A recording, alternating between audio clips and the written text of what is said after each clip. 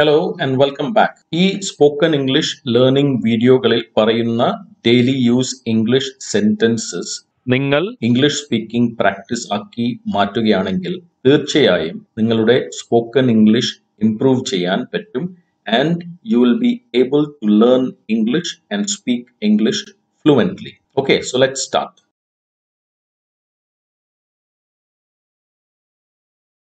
ഞാൻ ബക്കറ്റിൽ വെള്ളം നിറയ്ക്കുകയാണ്. I am filling up water in the bucket. അപ്പോൾ വെള്ളം നിറയ്ക്കുന്നതിനെ filling up water. അപ്പോൾ ഏതെങ്കിലും ഇപ്പൊ ബക്കറ്റിലോ അല്ലെങ്കിൽ ഏതെങ്കിലും ഒരു കുടത്തിലോ നമ്മൾ നിറയ്ക്കുന്നതിനെയാണ് filling up water. ബക്കറ്റ് ആണെങ്കിൽ ബക്കറ്റ്, കുടമാണെങ്കിൽ നമ്മൾ എന്താ പറയാ, pot. I am filling up water in the pot. വെള്ളം പൈപ്പിൽ നിന്ന് ചോരുന്നു അല്ലെങ്കിൽ ചോർന്നു പോകുന്നു. Water is leaking from the pipe അല്ലെങ്കിൽ ടാപ്പിൽ നിന്ന് വെള്ളം ഒഴുകിപ്പോകുന്നു അല്ലെങ്കിൽ ലീക്ക് ആകുന്നു. Water is leaking from the tap. Tank നിറഞ്ഞു കവിഞ്ഞു പോകുന്നു.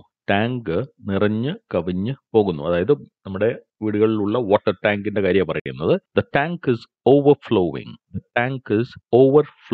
നിറഞ്ഞു കവിഞ്ഞു പോകുന്നതിനെ ഓവർഫ്ലോവിംഗ് എന്നാണ് പറയാ. Okay, so the tank is overflowing. Tank നിറഞ്ഞു കവിഞ്ഞു പോയി.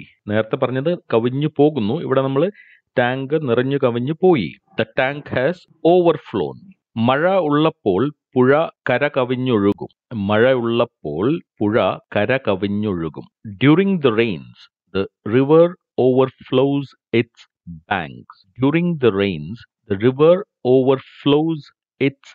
ബാങ്ക്സ്. ഇവിടെ നമ്മൾ ഓവർഫ്ലോസ് ആണ് പറഞ്ഞിരിക്കുന്നത്. ആദ്യത്തെ രണ്ട് സെന്റൻസിൽ നമ്മൾ ഓവർഫ്ലോവിംഗ് പറഞ്ഞു, പിന്നെ ഓവർഫ്ലോൺ പറഞ്ഞു. ഇവിടെ ഓവർഫ്ലോസ്. അപ്പം മഴക്കാലത്ത് അല്ലെങ്കിൽ മഴയുള്ളപ്പോൾ പുഴ തീരം അല്ലെങ്കിൽ കര കവിഞ്ഞ് ഒഴുകും. ഇപ്പോ ഇംഗ്ലീഷിൽ ഈ പുഴയുടെ തീരം അല്ലെങ്കിൽ കര എന്നതിനെ ബാങ്ക് എന്നാണ് പറയുക. നമ്മൾ സാധാരണ ഉപയോഗിക്കുന്ന ബാങ്ക്, അതിന്റെ സ്പെല്ലിംഗ് അത് തന്നെയാണ്. എന്നാൽ ഇവിടെ പുഴയുടെ തീരം എന്ന അർത്ഥത്തിലും ബാങ്ക് എന്ന വാക്ക് ഉപയോഗിക്കും. മോട്ടോർ കേടായിരിക്കുകയാണ്, കിണറ്റിൽ നിന്ന് വെള്ളം കോരണം. The motor has broken down. You have to draw water from the well. The motor has broke down. You have to draw water from the well. Motor break down ആയി എന്ന് പറയുന്നതിനെയാണ് the motor has broken down എന്ന് നമ്മൾ ഇവിടെ പറഞ്ഞിട്ടുള്ളത്. You have to draw water from the well. Well എന്ന് പറഞ്ഞാൽ കിണർ എന്നർത്ഥമാണ്. ഇവിടെ കിണറ്റിൽ നിന്ന് വെള്ളം കോരുന്ന ആ ഒരു ആക്ഷനെ നമ്മൾ പറയുന്നത് draw water from the well. അല്ലെങ്കിൽ she is drawing water from the well. അവൾ കിണറ്റിൽ നിന്ന് വെള്ളം കോരുകയാണ്. She is drawing water from the well. അപ്പൊ ഇവിടെ draw എന്ന് പറഞ്ഞാൽ ചിത്രം വരയ്ക്കുക എന്ന അർത്ഥമല്ല. draw the water എന്ന് പറഞ്ഞാൽ വെള്ളം കോരുക. from the well, കിണറ്റിൽ നിന്ന്. അത് അറ്റം വരെ അല്ലെങ്കിൽ വക്ക് വരെ നിറയ്ക്കണ്ട.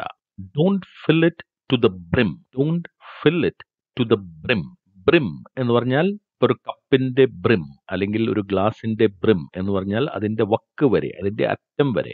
So don't fill it till the brim എന്ന് പറഞ്ഞാൽ അറ്റം വരെ നിറയ്ക്കണ്ട. കണ്ണീര് കൊണ്ട് അവളുടെ കണ്ണുകൾ നിറഞ്ഞു. Her eyes brimmed with tears. അപ്പൊ ബ്രിം എന്ന വാക്കിന്റെ വേറൊരു വേർഷൻ ആണ്, വേറൊരു ഫോം ആണ് brimmed.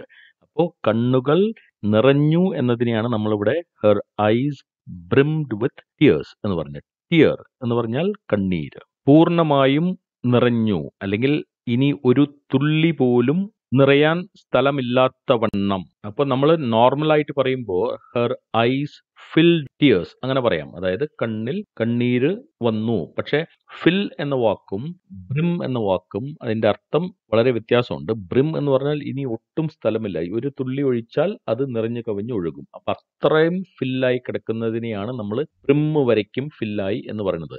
her eyes brimmed tears. നീ കുട്ടിയായിരുന്നപ്പോൾ നിനക്കും നടക്കാൻ പറ്റുമായിരുന്നില്ല.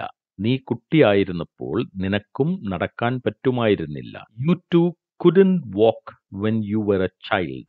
You too couldn't walk when you were a child. അപ്പൊ നീയും കുട്ടിയായിരുന്നപ്പോൾ you couldn't walk, നിനക്കും നടക്കാൻ പറ്റുമായിരുന്നില്ല ആ പ്രായത്തിൽ എന്നാണ് നമ്മളിവിടെ ഉദ്ദേശിക്കുന്നത്. അവരുടെ ഇഷ്ടത്തിന് ചെയ്തതല്ല, എന്റെ ഇഷ്ടത്തിന് ചെയ്തതാണ്. അവരുടെ ഇഷ്ടത്തിന് ചെയ്തതല്ല, എന്റെ ഇഷ്ടത്തിന് ചെയ്തതാണ്. I did it as per my wish, not theirs. I did it, ഞാൻ അത് ചെയ്തു, as per my wish, എന്റെ ഇഷ്ടാനുസരണം ഞാൻ അത് ചെയ്തു, not their, അതായത് അവരുടെ വിഷ് അനുസരിച്ചല്ല. not theirs എന്ന് പറഞ്ഞാൽ not their wish അല്ലെങ്കിൽ not according to their wish എന്ന അർത്ഥമാണ് ഈ not theirs എന്നുകൊണ്ട് നമ്മളിവിടെ പറയുന്നത്. I did it as per my wish, not their wish എന്ന അർത്ഥമാണ്. എനിക്ക് ചെയ്യണമെന്നുണ്ടായിരുന്നു, അതുകൊണ്ട് ഞാൻ ചെയ്തു. എനിക്ക് ചെയ്യണമെന്നുണ്ടായിരുന്നു, അതുകൊണ്ട് ഞാൻ ചെയ്തു. I wanted to do it, so I did it. I wanted to do it, so I did it. So I did it, അതുകൊണ്ട് ഞാൻ ചെയ്തു. I wanted, എനിക്ക് വേണമായിരുന്നു, എനിക്ക് ചെയ്യണമായിരുന്നു. I wanted to do it, so I did. അപ്പോ ഇന്നത്തെ lesson ഇവിടെ അവസാനിക്കുന്നു. ഈ വീഡിയോയിൽ പറഞ്ഞിട്ടുള്ള സെന്റൻസസ് നിങ്ങൾ മനസ്സിലാക്കി അത് പലതവണ കേട്ട് പ്രാക്ടീസ് ചെയ്യുക. ഇഷ്ടമായെങ്കിൽ ഷെയർ ചെയ്യുക, ലൈക്ക് ചെയ്യുക, ബെൽ ഐക്കൺ ക്ലിക്ക് ചെയ്യുക, സബ്സ്ക്രൈബ് ചെയ്യുക. Okay, thank you very much for watching. See you in the next video.